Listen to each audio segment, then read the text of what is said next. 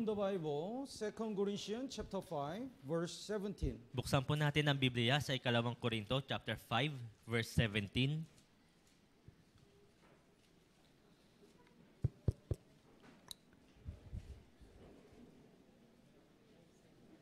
Ikalawang Korinto, chapter 5, verse 17.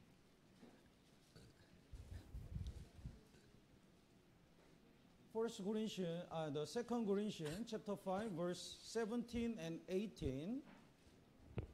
Sa verse 17 at 18 po. Let's read it together. 3, 2, 1. Kaya't kung ang sino man ay na kay Kristo, siya'y bagong nilalang.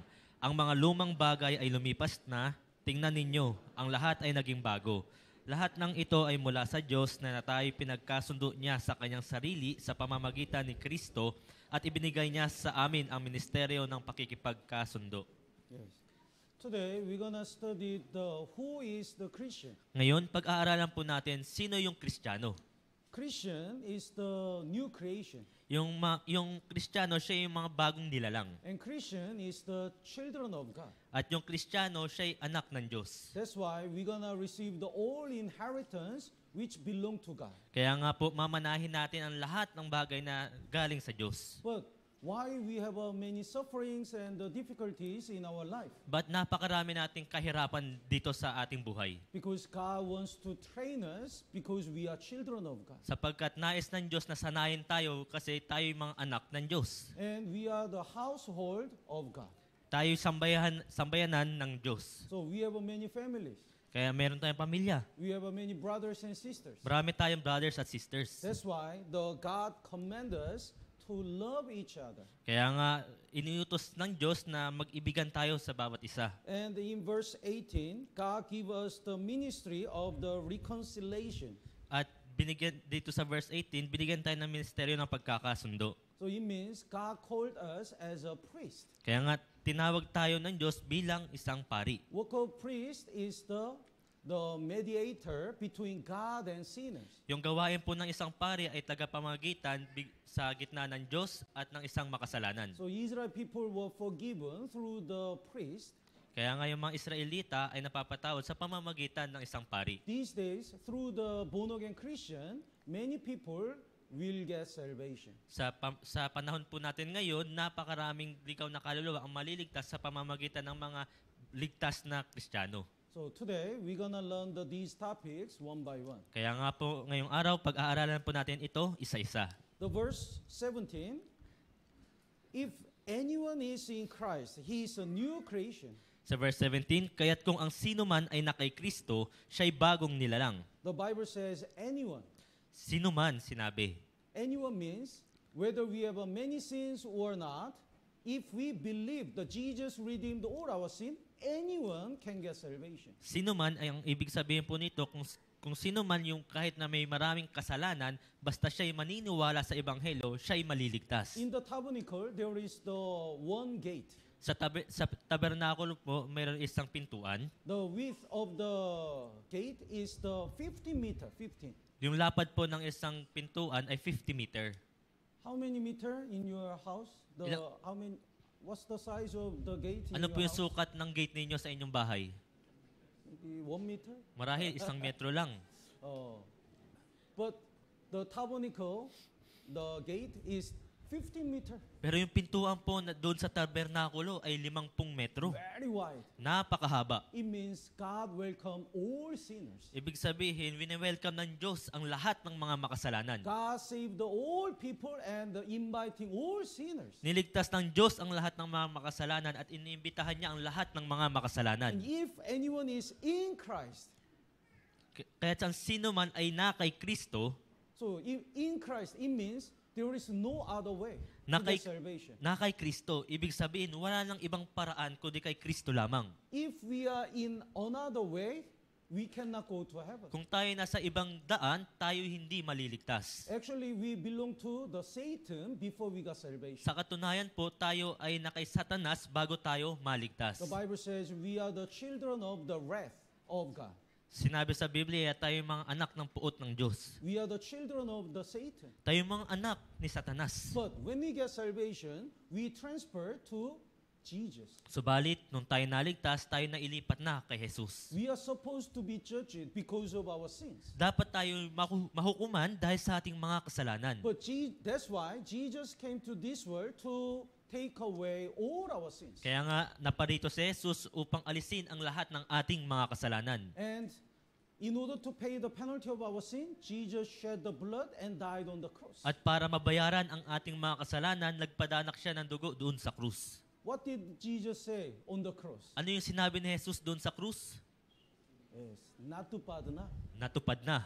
It means He already finished all the work to pay the penalty of all our sins. Ibig sabihin, tinapos na ni Jesus ang lahat ng gawain upang bayaran ang lahat ng ating mga kasalanan. He redeemed all our past, present, the future sins. Tinubos niya ang lahat ng ating mga kasalanan, past, present, at future sins. That's why we don't need to worry about our future sins. Kaya nga po, hindi na natin kailangan mag-alala pa sa ating future sins. And Jesus redeemed all our sin without any condition. At tinubos niya ang lahat ng ating mga kasalanan nang walang anumang kondisyon. That's why even though our Christian life is not perfect, we don't need to worry. Kaya nga kahit ang ating buhay Kristiyano ay hindi perpekto, wala na tayong pag-aalala pa. Whether we attend the church or not, it doesn't matter. Jesus already redeemed all our sins. Dumalo man tayo dito sa church o hindi na importante. Tinubos na ni Jesus ang lahat ng ating mga kasalanan. We have many mothers group.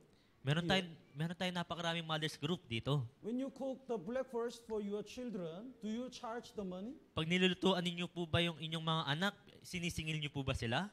Breakfast is 20 pesos. Walang pera, walang pagkain.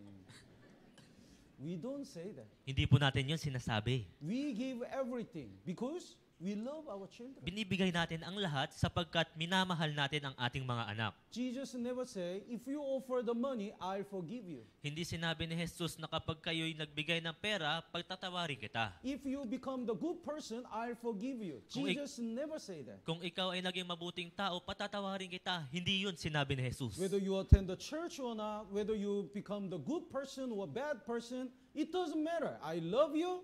That's why I already redeem all your sins. Dumalo ka man dito sa church o hindi, maging mabuti kang tao o hindi yun mahalaga. Minahal kita, kaya kita pinatawad.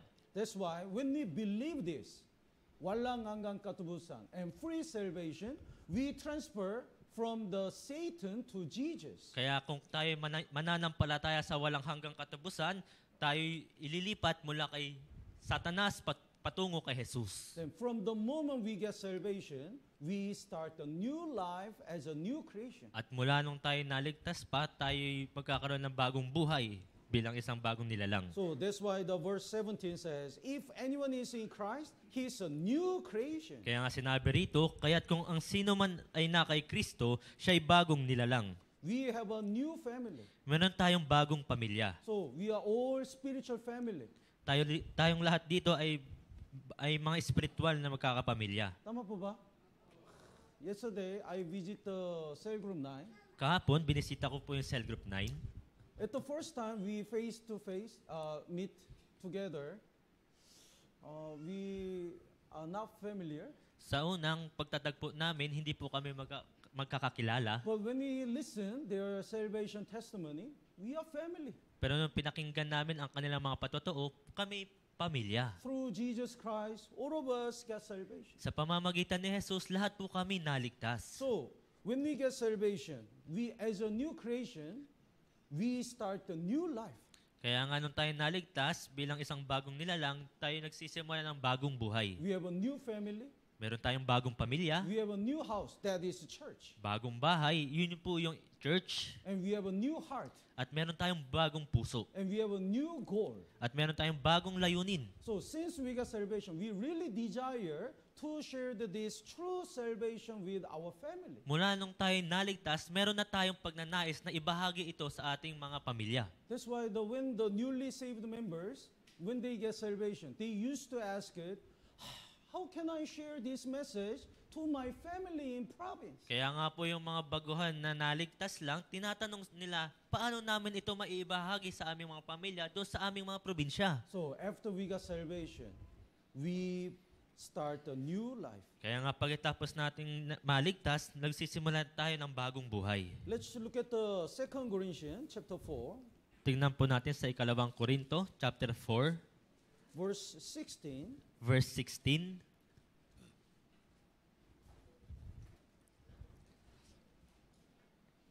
Basahin po natin ng sabay-sabay. 3, 2, 1. Kaya't kami ay hindi pinanghihinaan ng loob, bagamat ang aming panlabas na pagkatao ay nabubulok, ang aming panloob na pagkatao ay binabago sa araw-araw. Yes, our outward man is perishing. Bagamat ang aming panlabas na pagkatao ay nabubulok, Our outward man. ang ating panlabas na Our pagkatao, physical body is getting old old and old. ang ating pisikal na katawan ay tumatanda. So sometimes when you look at the mirror, there are many wrinkles. Kaya minsan kapag tayo tumitingin sa salamin, meron ng mga kulubot. And we take more medicines. At umiinom tayo ng mga gamot. And we are getting old to work and stand up. At tayo nahihirapan ng magtrabaho, tumayo. But the Bible says our inward man is being renewed day by day. Subalit sinabi ng Biblia, ang aming panloob na pagkatao ay binabago sa araw-araw. So we are getting to love God more and more. Kaya nga iniibig natin yung Diyos ng higit at higit pa. And we are expecting to go to heaven more and more. At tayo umaasas na mapupunta tayo sa langit ng higit at higit pa. We understand the Bible deeper and deeper. Mas nauunawaan natin yung Biblia ng mas malalim. So even though our outward man is getting perished, our heart is getting new and new. Kahit ng ating panlabas na pagkatao ay nabubulok, ang ating puso ay nababago. And let's look at the Ephesians chapter 2. Buksan po natin sa Biblia, Efeso chapter 2. Ephesians chapter 2 verse 10. Efeso chapter 2 verse 10. Would you read? Sapagkat tayo kanya pinakamahusay na gawa na nilalang kay Kristo Jesus para sa mabubuting gawa na inihanda ng Diyos ng una pa upang siya'y nating lakaran. So God created us, God called us newly for good works. Tayo kanyang pinakamahusay na gawa, tayo nilalang na para sa mabubuting gawa. So what is this good work? Ano po itong mabuting gawa? After we get salvation, we are living for this good work Pagkatapos nating maligtas, tayo nabubuhay na para dito sa mabuting gawa. in order to save lost souls. Para magligtas pa ng ligaw na kaluluwa. The purpose of our life since we get salvation is saving more lost souls. Ang layunin po ng ating buhay ay magligtas pa ng higit pang ligaw na kaluluwa. So as a new creation, we have a new family and new goal. Kaya bilang isang bagong nilalang, meron tayong bagong pamilya at bagong layunin. And the Bible explained who is the Christian. At sa Biblia, sinabi rito kung sino ba yung Kristiyano. So through the many symbols and many explanation, God explained how we have to live after we get salvation. Sa pamamagitan po ng mga napakaraming simbolo at eksplanasyon, pinaliwanag rito sa Biblia kung paano tayo mamumuhay bilang The isang first Kristiyano. one is, we are children of God. Una, tayo'y anak ng Diyos. Let's look at the Romans chapter 8. Tingnan po natin sa Roma chapter 8.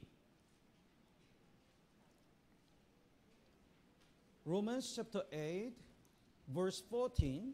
Roma chapter 8 verse 14. As many as are led by the Spirit of God, these are the sons of God. Sapagkat ang lahat ng pinapatnubayan ng Espiritu ng Diyos ay sila ang mga anak ng Diyos. When we get salvation, the Holy Spirit comes in us. Nung tayo naligtas, yung Espiritu ng Diyos ay napunta sa atin. This is the Spirit of God. Ito po yung Espiritu ng Diyos. That's why, because of this Spirit, we become, God adopt us as a sons of God. Kaya nga po sa pamamagitan po ng Espiritu na ito, tayo nakinupkup bilang isang anak ng Diyos. The verse 15, basahin po natin ng sabay-sabay. 3, 2, 1. Sapagkat hindi kayo tumanggap ng Espiritu ng pagkaalipin upang muling matakot, kundi tumanggap kayo ng Espiritu ng pagkukupkup na dahil dito'y tumatawag tayo, Aba, Ama. Yes, Abba means not father, daddy. Yung- Very friendly calling. Yung Aba po ay isang napakalambing na pagtawag sa Ama. What do you call your father? Paano nyo tinatawag yung inyong mga tatay? Huh? Apa? Papa? Papa? Papa or tatay? Oh, tatay. Or tay. Yeah. I heard many times. Tay. It's very close, the very friendly calling, right? Napakalambing na pagtawag, di ba? In Korean, when we call the tatay, the father, we call the abaji. Sa Korea po, kapag tinatawag po namin ang aming tatay, tinatawag namin silang abuji. And aba, daddy, means the appa. Yung aba po, ibig sabihin, apa. So usually the children call the father appa. Madalas tinatawag nila ng mga bata yung kanilang ama na apa. Daddy, daddy. So Abba, father. Abba means we can call our God daddy. Pwede natin tawagin ang ating Diyos na Daddy. It means we can be very close to God. Ibig sabihin, pwede tayong maging malapit sa Kanya. So whenever we have a difficulties, we can call daddy. I have a difficulties. Sa tuwing tayo may kahirapan, pwede natin siyang sabihin na, Daddy, meron akong kahirapan. So when we get salvation, we have to know we become the children of God. Kaya nung tayo naligtas, kailangan natin maunawaan na tayo naging anak ng Diyos. The God forgave all our sins, and not only for that, but also God adopted us. Pinatawad ng Diyos ang lahat ng ating mga kasalanan at hindi lang yon, kinupkup niya rin tayo. Let's look at the next verse, the verse 17. Verse 17, basahin po natin ng sabay-sabay. 3, 2, 1. At kung mga anak ay mga tagapagmana rin, mga tapagmana ng Diyos at mga kasamang tagapagmana ng Kristo, kung tunay ngang nagtitiis tayong kasama niya upang tayo luwalhatiin na mga kasama niya.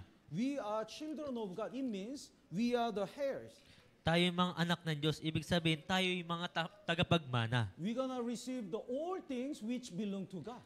Tatanggapin natin ang lahat ng bagay na pagmamay-ari ng Diyos. Let's look at the Luke chapter 12. Tingnan po natin sa Lucas chapter 12. Luke chapter 12 verses 32. Lucas chapter 12 verse 32.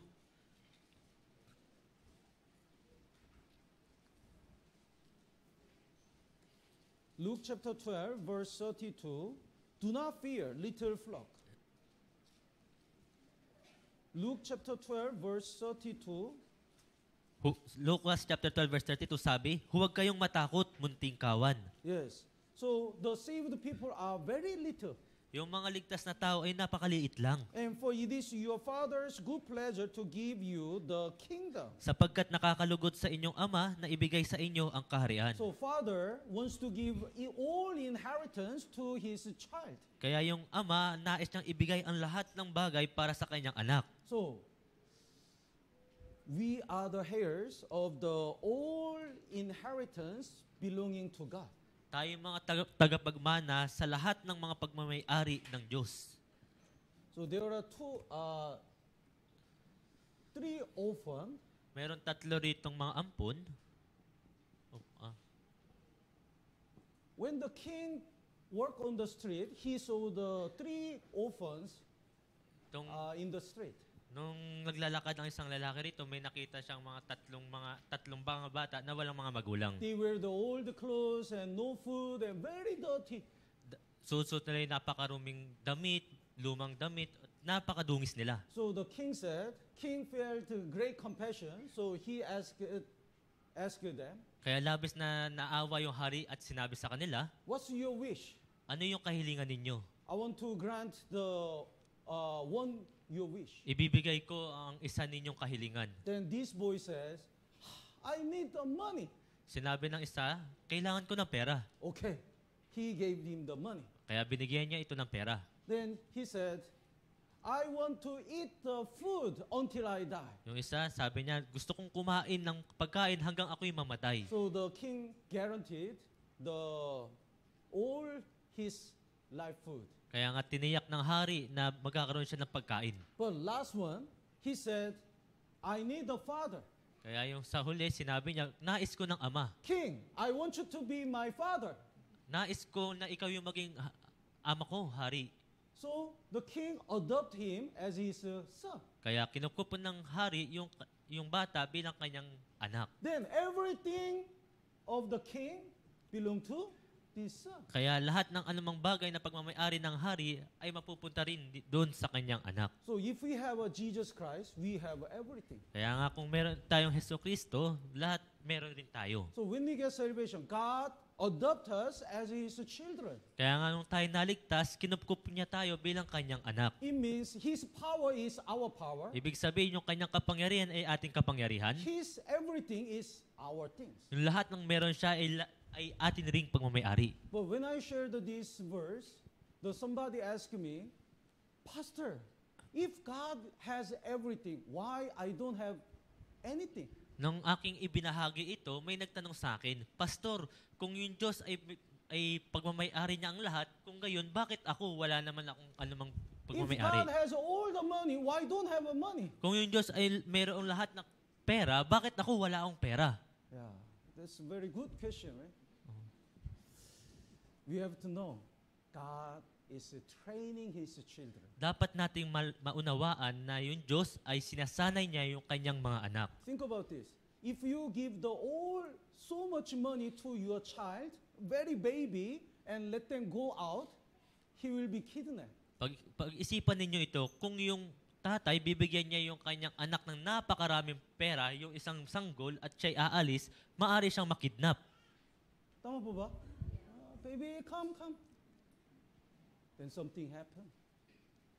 If we are not ready to use the money for the Lord, when God give us the money, we will depart from God. Kung hindi tayo handang gumamit ng pera para sa Panginoon, kung tayo magkakaroon ng pera, maaari tayong umalis dito sa church. That's why until we are ready, God doesn't give us this kind of money or other things. Kaya nga hanggang sa tayo maging sanay na sa pagkakaroon ng pera na ito, hindi niya tayo bibigyan. God is training us. Sinasanay tayo ng Diyos. I still remember the one brother's testimony. Naalala ko pa yung isang testimony ng isang brother. He was, when he was an elementary school student, he had a very poor friend.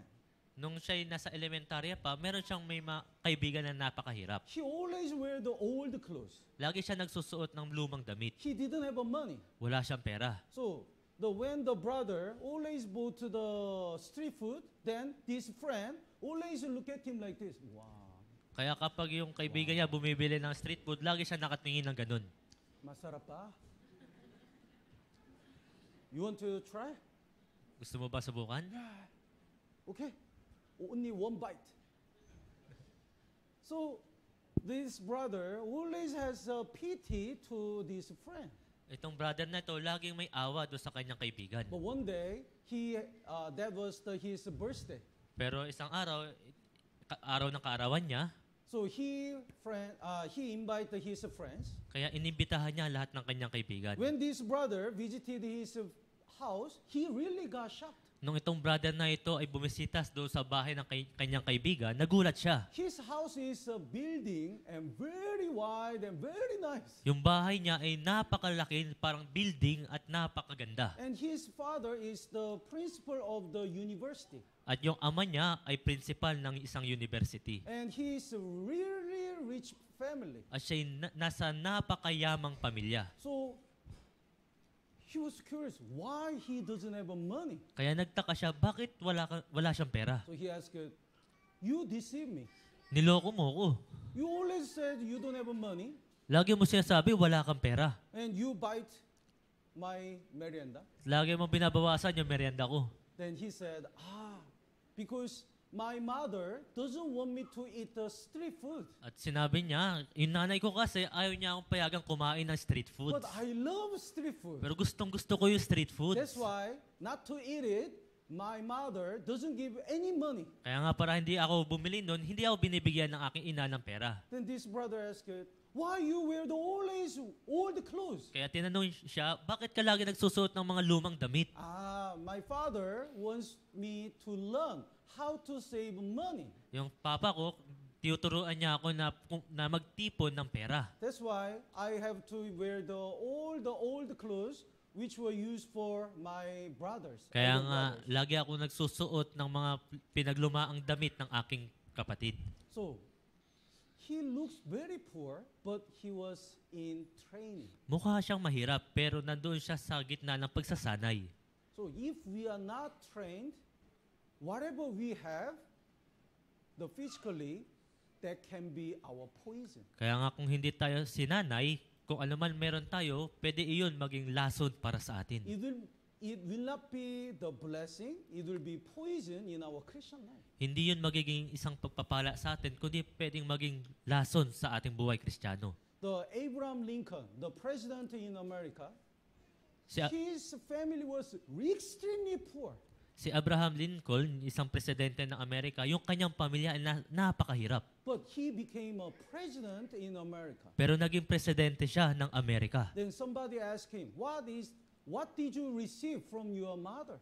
May nagtanong sa kanya, ano yung tinanggap mo sa iyong ina? Then he showed the very old and small Bible. At pinakita niya sa kanila yung napakaluma at napakaliit na Biblia. The best inheritance from my mother is this Bible. Yung pinakamagandang tinanggap kong pamana sa aking ina ay itong Biblia. I don't receive the money from my family. Wala akong tinanggap na pera sa aking pamilya. But from the childhood, my mother always encouraged me to read the Bible and stick to the Bible. Pero mula pagkabata pa, lagi akong sinasabihan na magbasa ng Biblia at manatili sa Biblia. That's why he ruled over the America based on the Bible, and he became great. Kaya nga pinamahalaan niya yung Amerika base sa Biblia at siya'y naging napakadakila. So, we are children of God. It doesn't mean the receiving all the physical blessing is the blessing. Tayo yung mga anak ng Diyos, hindi ibig sabihin yung pagtanggap sa mga pisikal na pagpapala ay isang pagpapala. God wants to train us Nais ng Diyos na sanayin tayo because we are children of God. sapagkat tayo mga anak ng Diyos. God doesn't want His children to become weak. Ayaw ng Diyos na ang kanyang anak ay maging mahina. God wants His children to become the army of the Lord. Nais ng Diyos na ang kanyang mga anak ay maging sundalo ng Panginoon. That's why sometimes God gives us so many difficulties and suffering. Kaya ngayon Diyos, binibigyan tayo ng napakaraming kahirapan at kapighatian. Let's look at the 2 Corinthians, Tignan po natin sa ikalawang Korinto, chapter 11. chapter 11. 2 Corinthians chapter 11, verse 23. Ikalawang Korinto, kapitulo 11, verse 23. This is from 23 to 27. These verses are talking about the Apostle Paul, talking about his suffering when he preached the gospel. Mula versikulo 23 hanggang 27, ito yung pagpapahayag ni Apostol Pablo sa kanyang mga kahirapan nang pinapangaral niya yung Ebanghelyo. So let's read together, alternately with Brother Bill. 23 to 27. Babasahin ko po yung verse 23. Sila ba yung mga ministro ni Kristo? Ako'y nagsasalita na parang isang baliw. Lalo pa ako na mas maraming pagpapagal, mas maraming pagkabilanggo, nang di mabilang na bugbog at malimit na mabingit sa kamatayan.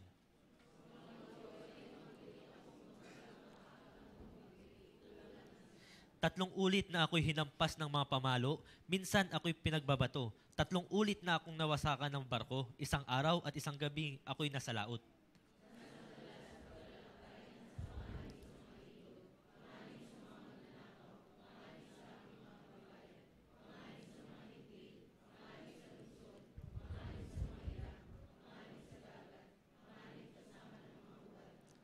Sa pagpapagal at hirap, sa mga pagpupuyat, sa gutom at uhaw, madalas na walang pagkain, giniginaw at hubad. So sometimes Apostle Paul didn't eat, didn't sleep, and he was persecuted. Kaya minsan si Apostol Pablo ay hindi kumakain, hindi natutulog at madalas inuusig. So Galatians chapter 6 says, he confessed that he has the mark of Christ in his body. Kaya sa Galatia chapter 6, sinabi niya, pinahayag niya, meron siyang marka ni Kristo sa kanyang katawan. So, is there anyone who suffer more than Apostle Paul? Kaya meron po ba sa inyo rito na naghirap ng higit pa kaysa kay Apostol Pablo? Is there anyone Meron po ba rito sa inyo who suffer more than Apostle Paul? na mas higit na naghirap kaysa kay Apostol Pablo? God allowed this suffering to Apostle Paul because God wants to train him and use him more wonderfully. Hinayaan ng Diyos na maghirap si Apostol Pablo ng ganito sapagkat nais ng Diyos na gamitin si Apostol Pablo ng higit at higit pa. So we have many suffering. It doesn't mean God doesn't love us. Napakarami nating kahirapan. Hindi po yun ibig sabihin na hindi tayo minamahal ng Diyos. We have many difficulties. It doesn't mean we are not the children of God. Napakarami nating kahirapan. Hindi po yun ibig sabihin na hindi tayo anak ng Diyos. Because we are children of God, God wants to train us. Dahil tayo mga anak ng Diyos, nais ng Diyos na tayo sanayin. But we have to remember, even though God trains us through the suffering, God always guides us and protects us. Pero kailangan nating alalahanin na kahit na sinasanay tayo sa gitna ng mga kahirapan, tayo lagi niya ginagabayan at pinoprotektahan. Let's look at the Deuteronomy chapter 1. Tignan po natin sa Deuteronomio, chapter 1. Deuteronomy chapter 1, verse 31. Deuteronomio chapter 1, verse 31.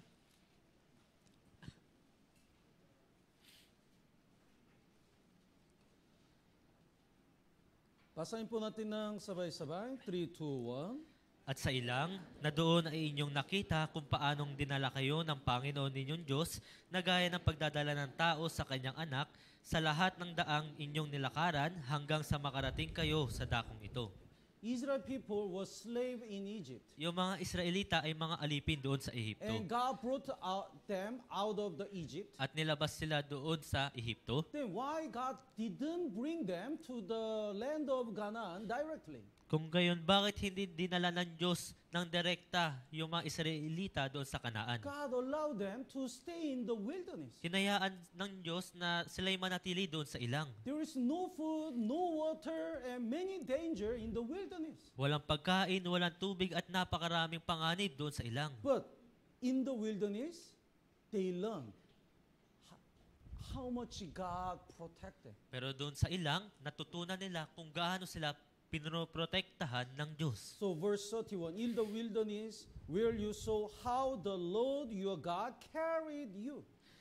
At sa ilang, na doon ay inyong nakita kung paanong dinala kayo ng Panginoon ninyong Diyos. As a man carries his son. Bilang gaya ng anak, pagdadala ng tao sa kanyang anak. So when the father and the son work on the street, Kapag yung ama't anak ay nagtatrabaho doon sa kalsada, and there is very dangerous things. at napakarami doong mga nakakapanganib, Pieces of the glass. mga bubog, Then when the baby work there, it can be very dangerous. kapag yung bata ay lalakad doon, ay ito yung napakapanganib. So up to there, the father encouraged him to walk. Kaya nga hanggang doon, hinahayaan siya ng kanyang ama na maglakad. But when it's really dangerous, the father hug him and jump. Pero kapag nandun na siya sa napakadelikado, yung ama niya ay paparoon sa kanya. So even though God trains us, if we face on the real danger, God protect us like a man carries his son. Kahit na tayo sinasanay ng Diyos, kapag tayo nasa panganib, yung Diyos ay pupunta sa atin na gaya ng pagdadala ng tao sa kanyang anak. Let's look at Deuteronomy chapter 29. Sa Deuteronomio chapter 29,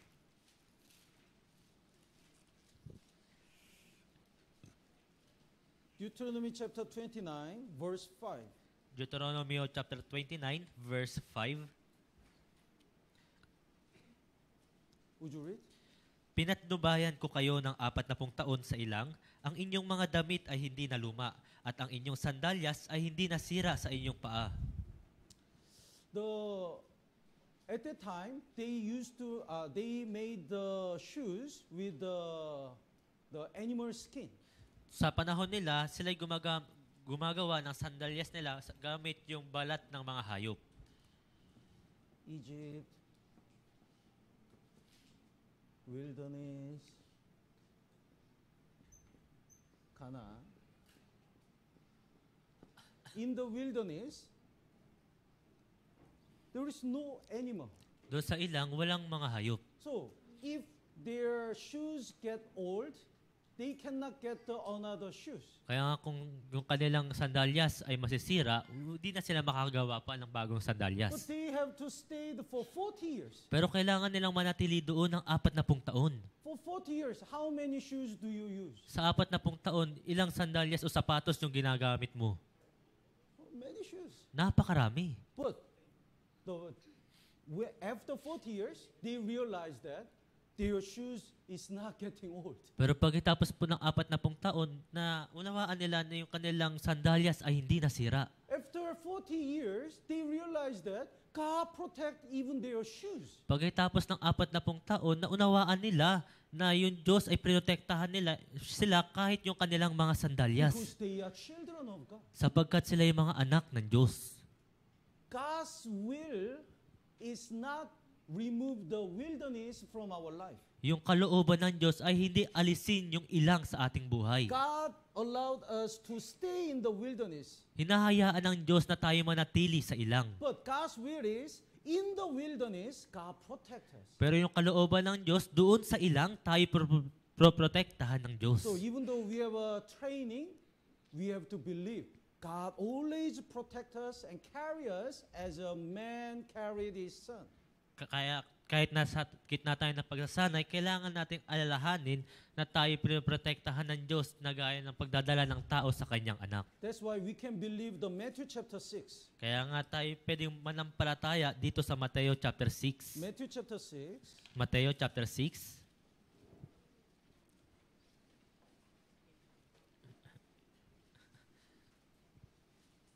verse 25. Sa verse 25 po. Would you read? Kaya nga sinasabi ko sa inyo, huwag kayong mabalisa sa inyong buhay, kung ano ang inyong kakainin o kung ano ang inyong iinumin. Kahit sa inyong katawan, kung ano ang inyong isusuot. Hindi ba higit ang buhay kaysa pagkain at ang katawan kaysa damit?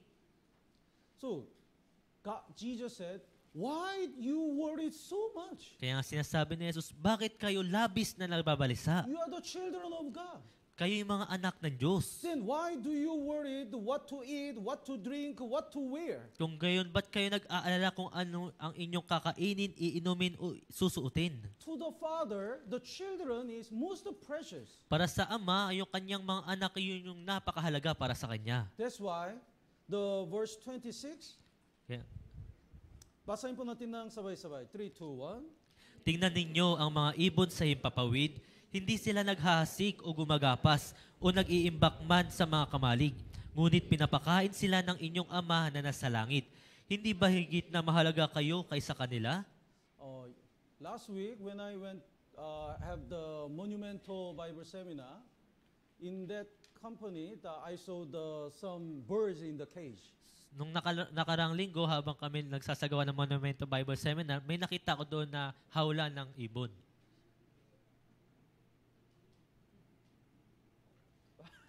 Bird. If we don't feed the food, they'll die, right? Kung hindi natin bibigyan sila ng pagkain, mamamatay yun, di ba? Somebody is feeding. That's why they survive. Merong nagbibigay sa kanila ng pagkain, kaya sila ay nabubuhay. What if we have so many birds? Paano kung napakarami nating ibon? And do you know the blue whale? Alam niyo po ba yung blue whale? Blue whale. Whale. Blue. What do you call in Tagalog? Balyena. Ballena. They eat 10 to 20 ton shrimp every day. Sila ay kumakain ng 10 hanggang 20 ton niladang mga isda. Huh? Madami. 20,000 kilogram. Katumbas po nito, Shrimp? 20,000 shrimp o hipon. 20,000 kilogram hipon every day. Araw-araw sila kumakain ng ganyan. Karami. So, what if God give you the whale as your pet? Paano kung bibigyan kayo ng Diyos ng balyena bilang inyong alaga? Then every morning you have to go to the Q-Mart and buy the all shrimp. Kaya nga araw-araw kayo pupunta doon sa Q-Mart at bibilihin lahat ng mga hipon. 20,000 kilogram. 20,000 kilogram. Next day, Kilo. 20,000 kilogram again. Sa susunod na araw, 20,000 kilo na naman. Can you feed every day? Kaya nyo ba pakainin sila ng ganyan?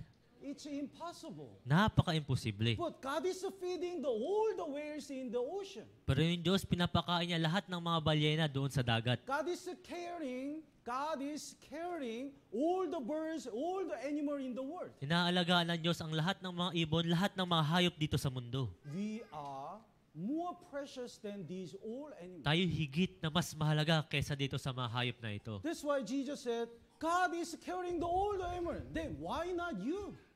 Kaya nga sinabi ni Jesus, iniingatan ng Diyos ang buong mundo. Kung gayon, bakit kayo rin naman? Are you not of more value than they? Hindi ba higit ang buhay kaysa sa inyo?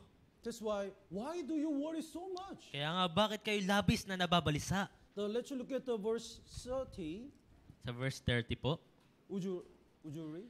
At kung gayon, binibihisan ng Diyos ang damo sa parang na ngayon ay buhay at sa kinabukasan ay itinatapon sa kalan. Hindi ba lalo niya kayong bibihisan o kayong maliliit ang pananampalataya? When the faith to God is getting weak, we worry so much. Kapag ang ating pananampalataya sa Diyos ay nanghihina, tayo labis na nag-aalala. But when we really trust we are children of God and God always guides us and protects us, we don't worry. Pero kung tayo talagang nananampalataya bilang mga anak ng Diyos, hindi tayo nag-aalala. The verse 31 and 32, basahin po natin ng sabay-sabay. 3, 2, 1. Kaya huwag kayong mabalisa na magsasabing, ano ang aming kakainin? O ano ang aming iinumin? O ano ang aming isusuot? Sapagkat hinahanap ng mga hintil ang lahat ng mga bagay na ito at batid ng inyong Ama sa langit na kailangan ninyo ang lahat ng mga bagay na ito. Gentiles and the children of God, they are totally different. Yung mga hintil at yung mga anak ng Diyos, sila'y talagang magkaiba. Unsaved people cannot call God a father. Yung mga hindi ligtas na tao, hindi nila pwedeng tawagin yung Diyos bilang kanilang Ama. So they are the orphan. Sila yung mga They don't have the spiritual father. wala silang spiritual na Ama. And the saved people are the children of God. Kaya nga yung mga ligtas na tao, yung mga anak ng Diyos. So think about this. Here is a playground and many children are playing together. Narito po yung isang playground at napakaraming bata ang naglalaro.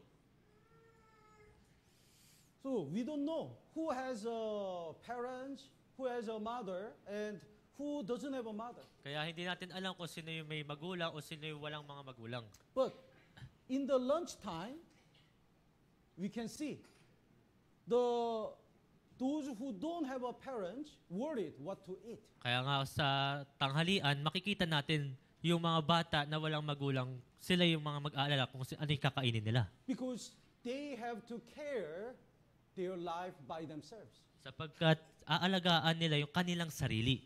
But the other children who have the parents, don't worry.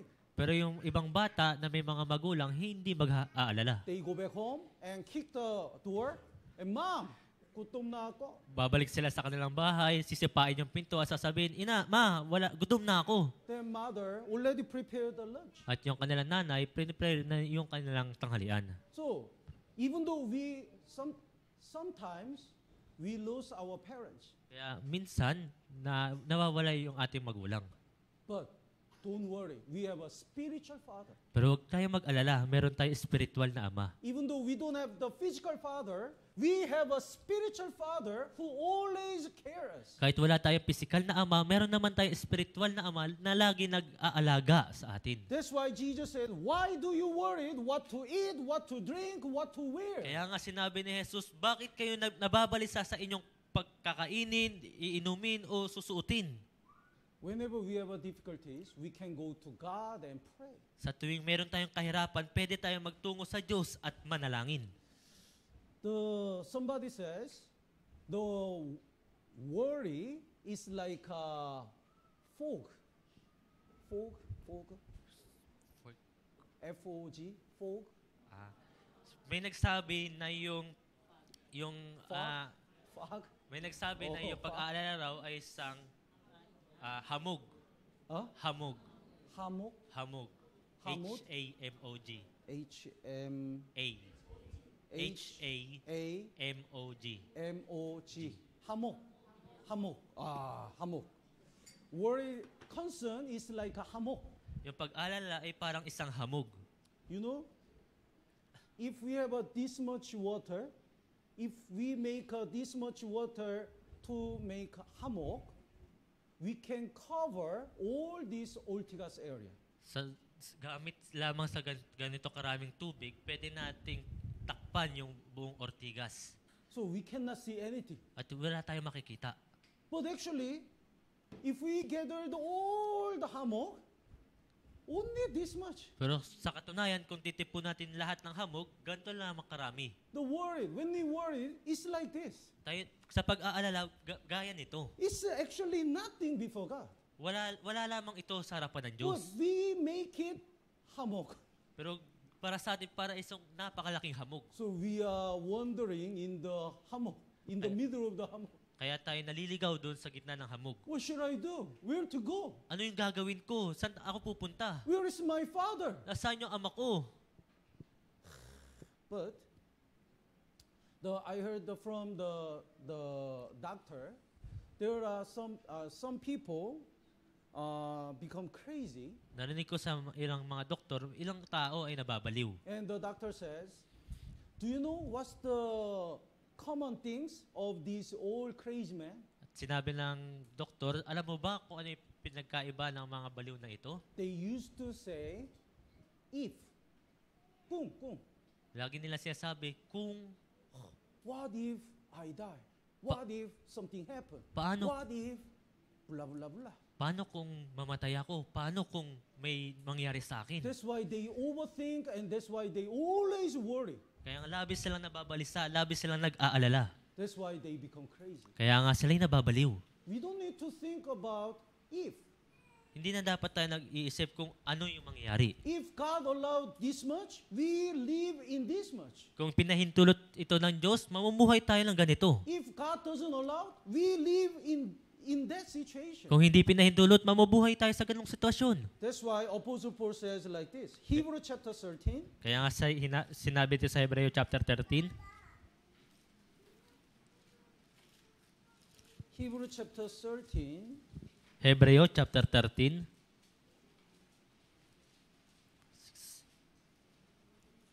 Verse 5 and 6. Sa versikulo 5 at 6. Verse 5. Let your conduct be without the covetousness. Sa verse 5. Hebrew chapter 13, verse 5. Kung umiwas kayo sa pag-ibig sa salapi. Be content with such a thing as you have. So, as much as we have, we should be satisfied. Kayo'y masiyahan na kung anong meron kayo. Kung ano man yung meron tayo masiyahan na. Why? Bakit? Because God is always with us. Dahil yung Diyos ay laging nasa atin. So, God said, I'll never leave you nor forsake you. Kaya sinabi ng Diyos, hindi kita iiwan o pababayaan man. Verse 6, basahin po natin ng sabay-sabay. 3, 2, 1. Kaya't panatag nating masasabi, ang Panginoon ang aking katulong, hindi ako matatakot. Yes. The Lord is my helper. Yung Diyos ang aking katulong. The Lord is my Father. Ang Diyos ang aking Ama. That's why God always protects us. Kaya ngayon Diyos ay lagi tayong pinoprotektahan. Let's look at the Philippians. Tingnan po natin sa Filipos, Chapter 4, verse 12. sa chapter 4, verse 12.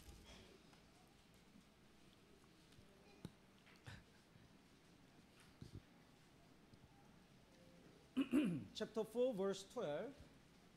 Filipos, chapter 4, verse 12. Basahin po natin ng sabay-sabay. 3, 2, 1. Marunong akong magpakababa at marunong din akong magpakasagana. Sa bawat bagay at sa lahat ng bagay ay natutunan ko ang lihim sa kabusugan at naging sa kakutuman at maging sa kasaganaan at maging sa kasalatan.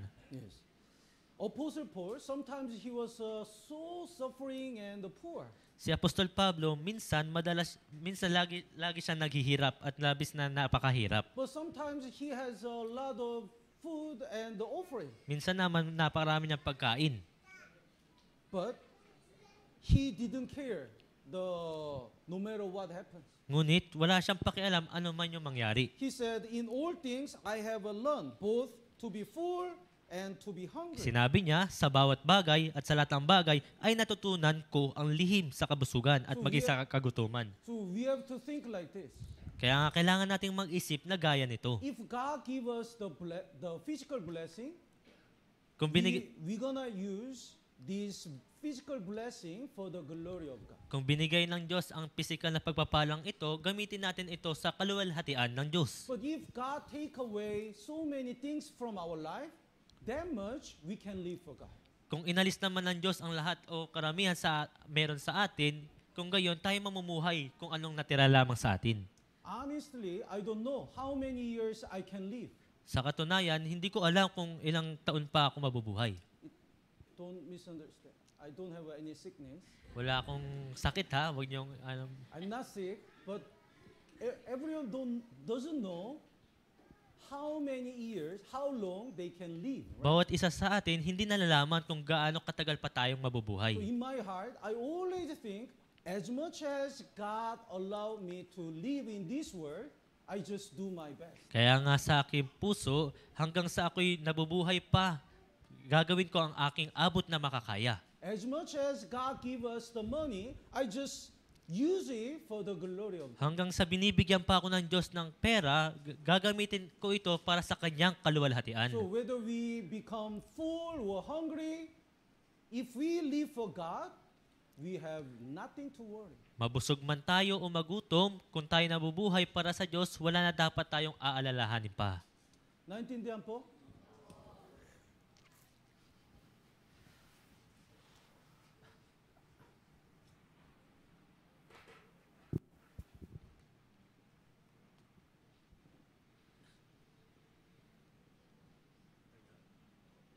What's this?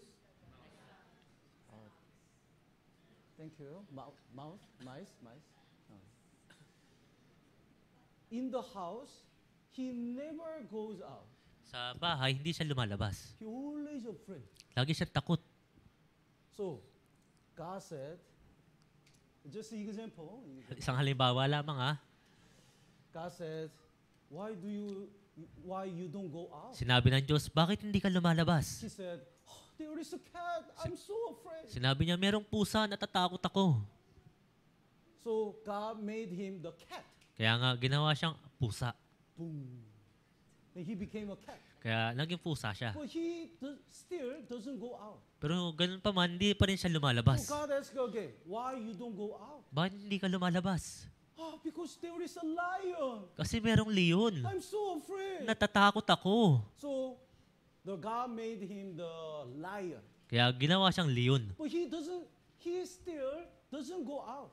Gayun pa man, hindi pa rin siya lumalabas. So he asked, why you don't go out? Bakit hindi ka pa rin lumalabas? Because there is a hunter. Kasi merong hunter, mga I'm ngaso. so afraid. Ako'y natatakot. So God said, even though I change your body, your heart is the heart of the mouth. Kahit binago na kita, yung puso ay puso pa rin ng isang daga. So you are not worthy to have the body of lion. Kaya nga hindi ka karapat-dapat na magkaroon ng katawan ng isang leon. So God changed him to the mouth again. Kaya binalik siya bilang isang daga muli. Actually, God guaranteed so many things and God promised so many things. But if we are afraid, we cannot receive any blessing. Sa katunayan, tiniyak na sa atin ng Diyos yung napakaraming bagay, pinangako na sa atin yung napakaraming bagay, pero kung tayo matatakot, hindi natin ito matatanggap. Let's look at Philippians chapter 4, verse 6 and 7. Filipos chapter 4 verse 6 and 7. That's why God says the verse 6 and 7. Basahin po natin ng sabay-sabay. 3, 2, 1. Huwag kayong mabalisa sa anumang bagay, kundi sa lahat ng mga bagay sa pamamagitan ng panalangin at pagsamo na may pagpapasalamat ay ipaalam ninyo ang inyong mga kahilingan sa Diyos. At ang kapayapaan ng Diyos na hindi maabot ng pag-iisip ang mag-iingat ng inyong mga puso at mga pag-iisip kay Kristo Jesus. Even though you have many concerns, let your requests be made known to God. Pray to God and let God know. Kahit na napakarami ninyong kabalisaan, kayo'y manalangin para sa Diyos. Inform God. Ipaalam ito sa Diyos about your concern.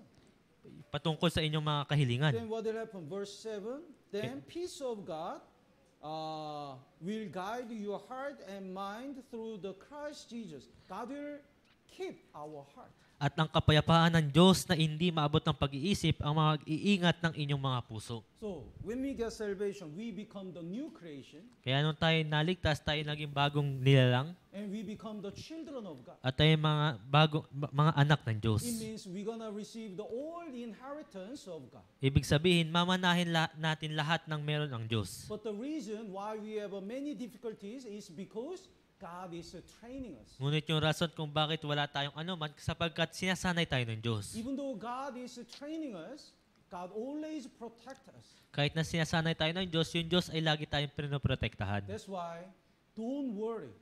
Kaya nga, hindi dapat tayo mag-alala. We should be brave. Kailangan nating maging matapang. So our senior pastor used to say, if you don't have the side dish, we can just eat the rice. Right? Yung senior pastor natin sinasabi, kung wala tayong ulam, pwede na lamang tayong kumain ng kanin. If we don't have enough rice, we can make a soup. Kung wala tayong kanin, gumawa na lang tayo ng sopas, sabaw. If we don't have a soup, we can drink water. Kung wala tayong sabaw, uminom na lang tayong tubig. If we don't have water, that's the day to go to heaven. Kung wala tayong tubig, ito yung araw na pupunta tayo sa langit. Then he shout, why do you worry? Kaya nga siya sisigaw, bakit kayo nag-aalala?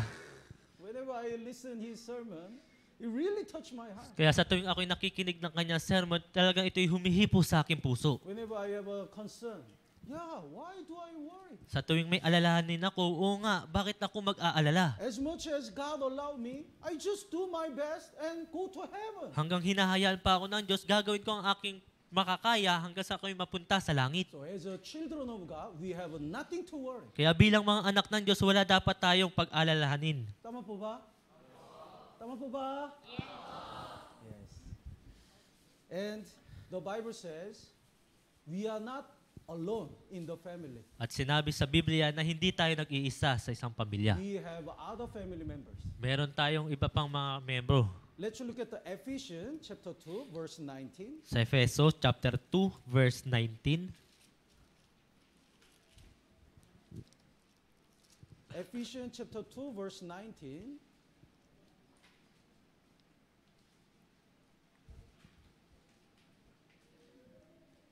Basahin po natin ng sabay-sabay. 3, 2, 1. Kaya nga, hindi na kayo mga dayuhan at banyaga, kundi kayo'y mga kapwa mamamayan ng mga banal at mga kaanib ng sambahayan ng Diyos. When we get salvation, we are not the strangers and foreigners. Nung tayo naligtas, hindi tayo mga dayuhan at banyaga.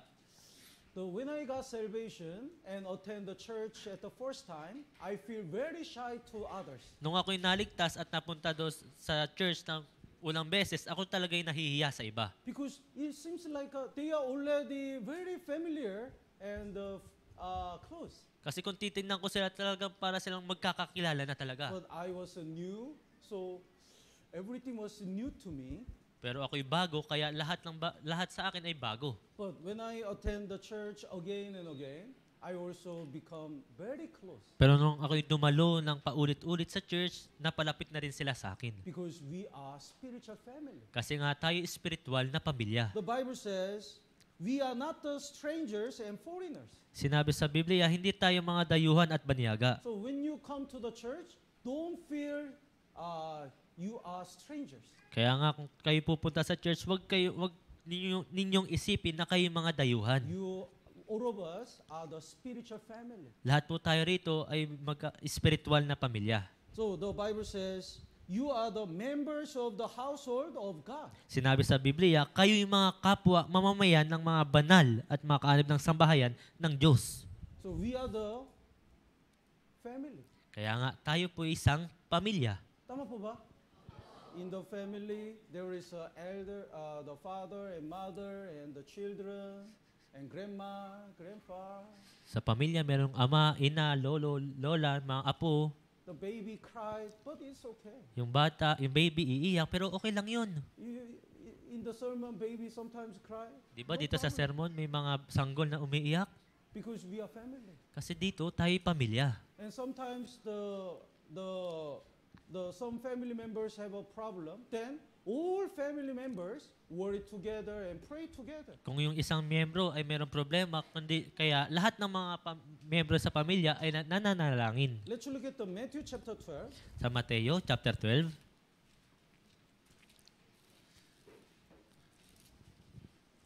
Matthew chapter 12 verse 47. sa Mateo chapter 12 verse 47, When Jesus did his ministry, his physical family visited him. nung si Jesus ay ginagawa ang kanyang ministeryo, yung kanyang physical na mga pamilya ay bumisita sa kanya. The verses 47, would you read? May nagsabi sa kanya, narito ang iyong ina at mga kapatid ay nakatayo sa labas at Then- ibig ka nilang makausap. Then verse 48, Jesus said, Who is my mother and who are my brothers? Kaya sinabi ni Jesus, sino ang aking ina at sino-sino ang aking mga kapatid? So it means they are not my family. Kaya ang ibig sabihin po yun, hindi niya yun sila pamilya. Who is my real family? Sino yung kanyang tunay na pamilya? The verse 49 and 50, basahin po natin ng sabay-sabay. 3, 2, 1. Itinuro niya ang kamay niya sa kanyang mga alagad at sinabi, narito ang aking ina at ang aking mga kapatid, sapagkat sino mang gumagawa ng kalooban ng aking ama na nasa langit, ay siya ang aking mga kapatid na lalaki at babae at ina. Yes. Jesus said, they are not my family. Sinabi ni Jesus, hindi sila ang aking pamilya. Whoever does the will of my Father in heaven is my brothers and sisters and mother. Sinong gumagawa ng kalooban ng aking ama na nasa langit ay siyang aking mga kapatid na lalaki, babae at ina. What's the will of God? Ano yung kalooban ng Diyos? Will of God is listening the gospel and get salvation. Yung kalooban ng Diyos ay makinig sa ebanghelyo at magkaroon ng kaligtasan. So whoever does the will of my Father in heaven means save the people. Sino mang gumagawa ng kalooban ng aking ama na nasa langit, ibig sabihin sila yung mga ligtas na tao. Jesus said, once we get salvation, we become the household of God. Sinabi ni Jesus, mula nung tayo naligtas, tayo naging sambahayan ng Diyos. So we have to love each other. Kaya nga, kailangan nating magmahalan sa bawat isa. If the children always fight and argue and hate each other, the parents really worry. Kung yung mga bata ay lagi nag-aaway, yung mga magulang ay mag-aalala. If the brothers and sisters in the church hate each other, don't love each other, God will be worried. Kung yung mga brothers at sisters dito sa church ay galit sa bawat isa, laging nag-aaway, yung Diyos ay mag-aalala. Let's look at John chapter 13. Sa John chapter 13, John chapter 13, verse 34 and 35. John chapter 13, verse 34 at 35. 34 and 35.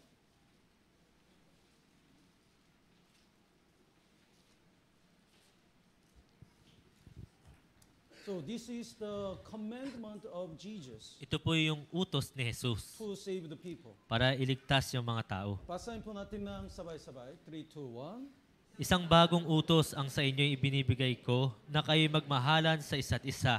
Kung paano minahal ko kayo, magmahalan din kayo sa isa't isa. Sa pamamagitan nito ay makikilala ng lahat ng mga tao, ang aking mga alagad, kung kayo'y may pag-ibig sa isa't isa. Yes. As I love you, you have to love each other. Kung paanong minahal ko kayo, magmahalan din kayo sa isa't isa. How much did Jesus love us?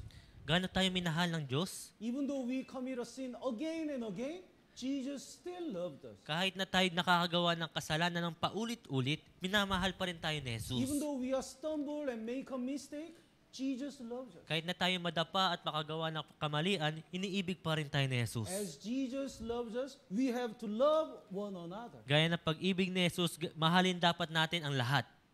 Pastor, I don't want to have a fellowship with that sister. Pastor, ayoko makipag-fellowship doon sa sister na yan. She talk about me like this.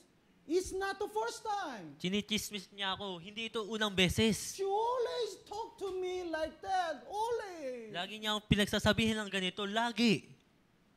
Pastor, I don't want to visit this brother anymore. Pastor, ayoko nang bisitahin itong brother na ito. I visit him again and again. He promised he will come to the Parati church. na lang ko siya binibisita at pinapangako niya na pupunta siya sa church. But for 2 months he doesn't come. Pero sa 2 buwan, hindi siya pumunta.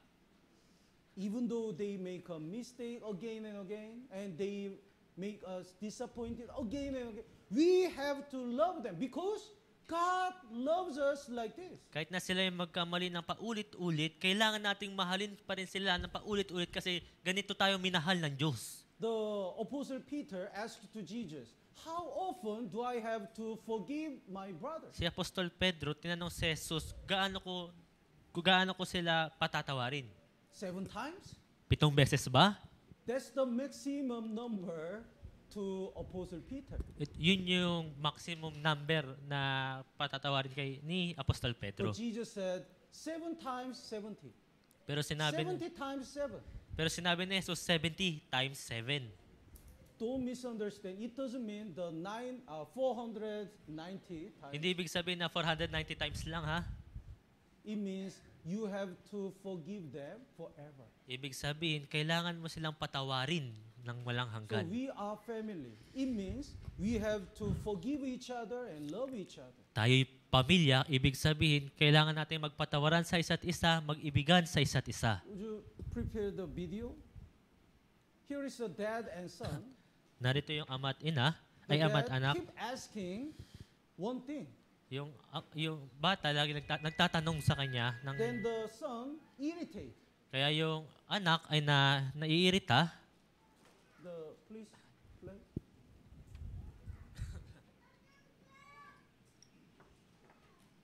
Please play. Oh.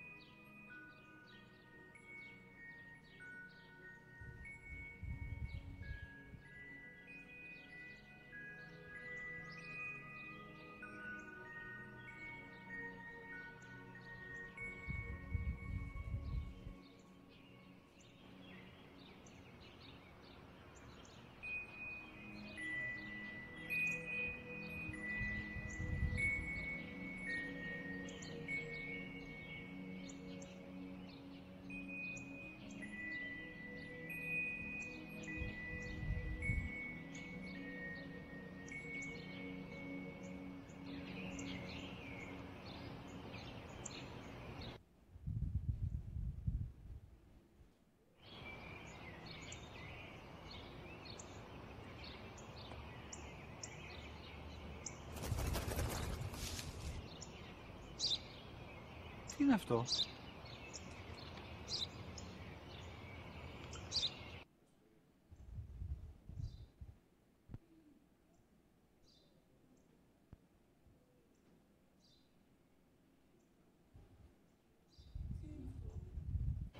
Μόλις τώρα στο παπατέρα.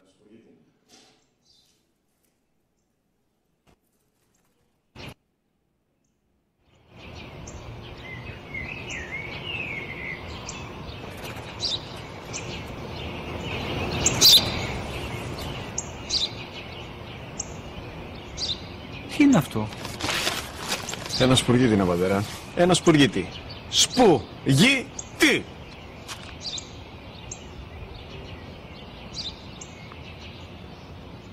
Τι είναι αυτό? Γιατί το κάνεις αυτό το πράγμα, μπορείς να μου πεις? Τόσες φορές σου είπα, είναι ένα σπουργίτη! Δεν το καταλαβαίνεις! Πού πας?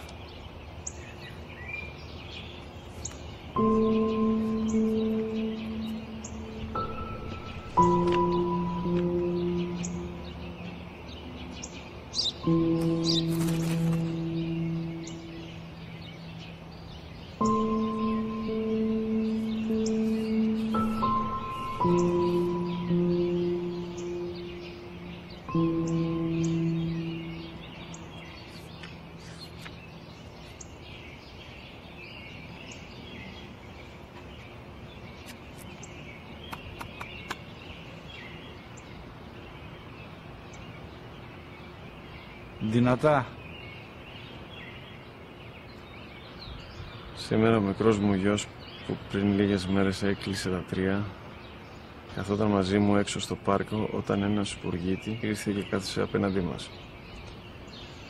Ο γιος μου με ρώτησε 21 φορές τι ήταν αυτό. Και το απάντησα και τις 21 φορές ότι ήταν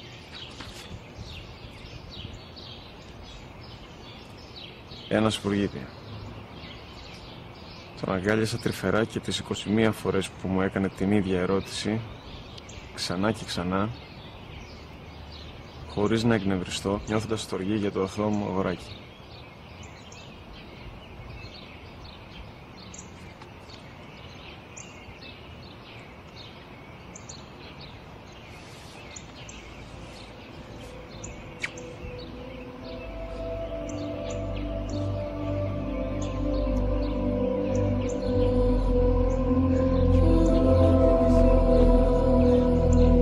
Sa katunayan, tumanggap tayo ng napakatakilang pag-ibig at biyaya. Because God wants us to share this love to another. Dahil nais ng Diyos na ibahagi ito sa ibang tao. But if we forget it, we irritate to brothers and sisters. Pero kung makakalimutan natin ito, maiirita tayo sa mga brothers at sisters. How many times I teach you?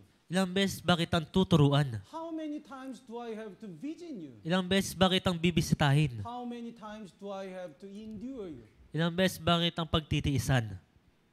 70 times 7 until the end. We have to be patient and pray for others. Hanggang sa katapusan, kailangan nating maghintay at magtiis para sa iba. So, we are children of God and we are family. Kaya tayo mga anak ng Diyos at tayo pamilya. So, we have to love each other and forgive each other. Kaya nga magmahalan tayo sa bawat isa at magpatawaran sa bawat isa. And actually, I want to mention about another things, but we are the priest. We are called when we get salvation, we become the priest of God. Tayo rin po ay isang pari ng Diyos. Let's look at the two verses more. The 1 Peter chapter 2. Sa unang Pedro chapter 2, 1 Peter chapter 2 verse 9. unang Pedro chapter 2 verse 9, You are the chosen generation and the royal priesthood. kayo isang lahing pinili, isang maharlikang pagkapari.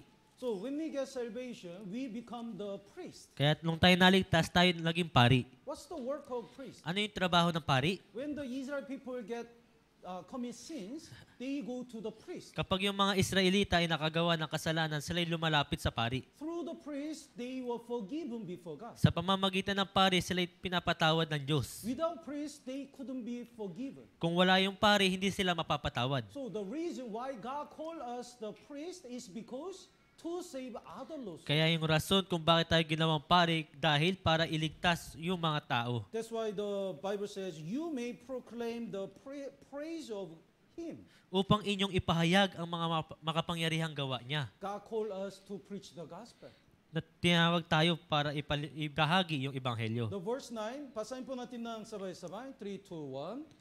Ngunit kayo isang lahing pinili, isang maharlikang pagkapari, isang bansang banal, sambayanang pag-aari ng Diyos, upang inyong ipahayag ang mga makapangyarihang gawa niya na tumawag sa inyo mula sa kadiliman, tungo sa kanyang kagilagilalas na liwanag. So many people are still in the darkness. Napakaraming tao pa rin ang nasa kadiliman. In order to save them, God called us as a priest. Para iligtas sila, tinawag tayo bilang pari. When we share what Jesus had done for us, they also can get salvation and become the children of God. Kapag binahagi natin kung ano yung ginawa ng Diyos para sa atin, maaari silang maligtas. We have a many physical family, right?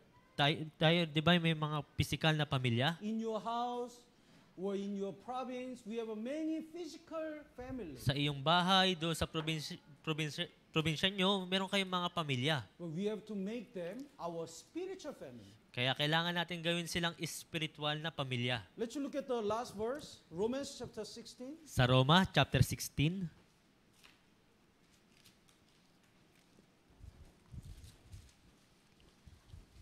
Romans chapter 16, verse 1 and 2. Roma, chapter 16, verse 1 at 2.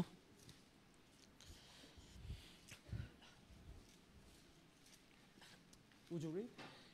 Ipinagtatagubilin ko sa inyo si Phoebe na ating kapatid na babae na lingkod sa iglesia na nasa Sincrea upang tanggapin ninyo siya sa Panginoon ayon sa nararapat sa mga banal at tulungan ninyo siya sa anumang bagay na kakailanganin niya sa inyo, sapagkat siya na may naging katulong ng marami at ng aking sarili. Here is Bebe. Narito po si Phoebe. The Book of Romans is very important book in the Bible. Yung aklat po ng mga taga-Roma ay napaka-importanting aklat dito sa Biblia. The Martin Luther also got salvation through the Romans. Si Martin Luther rin po ay naligtas sa pamamagitan ng aklat na ito. And Book of Romans is talking about how much important the faith. At yung aklat ng Roma ay pumapatungkol kung gaano ka-importante yung pananampalataya. But even though it was written by Apostle Paul, if there is nobody who carried these Romans to the Romans brethren, nobody can be spiritually blessed. Ngunit kung kahit na ito'y isinulat ni Apostol Pablo at wala namang magdadala dito sa mga Roma, walang maliligtas sa So mga even taga-Roma. though Jesus prepared the gospel, if nobody can deliver this gospel to others like a Bebe, nobody can get salvation. Kaya kahit na inihanda ng Diyos ni Jesus yung ebanghelyo, ngunit kung wala namang magbabahagi nito sa ibang tao, walang maliligtas. So that's why God called us as a priest. Kaya nga po, tinawag tayo bilang pari. Tama po ba? So today we learn about who is the Christian. Kaya ngayon, napag-aralan natin sino ba yung Kristiyano. After we got salvation, we start a new life. Pagkatapos natin maligtas, nagsimula tayo ng bagong We buhay. are the children of God, Tayo mga anak ng Diyos and we have a new family, at tayo mayroong bagong pamilya. and we have a new goal, saving lost souls. At meron tayong bagong layunin, yung pagliligtas ng mga ligaw na kaluluwa. So to preach the gospel, to save more lost souls, God called us as a priest. Para ipangaral yung ebanghelyo, para magligtas ng mga ligaw na kaluluwa, tinawag tayo bilang pari. So we have a cell group Bible seminar. Meron tayong cell group Bible seminar. Until that time, let's do our best to invite people. Hanggang sa dumating ang panahon na yun, gawin natin ang abot nating makakaya para mag-imbita ng mga tao. And let's start to pray for our family in the province also. At kailangan rin natin magsimulang ipanalangin yung ating mga pamilya doon sa mga probinsya natin. I also determine my heart to support as much as we can, saving more lost souls in the province. Ako'y talaga nagdesisyon na sa aking puso na magligtas rin, na tumulong sa pagliligtas ng mga ligaw na kaluluwa sa mga probinsya. So I really hope and pray we save many, all our family, even in the province, all together in 2024. Kaya nga tayo umasa at manalangin at tayo magliligtas ng mga pamilya natin doon sa mga probinsya ngayong taong 2024. Let's pray together. Tayo manalangin.